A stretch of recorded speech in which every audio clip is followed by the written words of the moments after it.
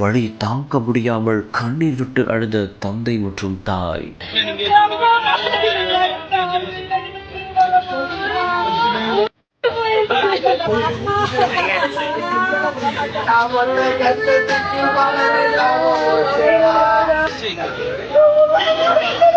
இதயத்தை நொறுங்க வைத்த ஓர் கண்ணீர் கதை.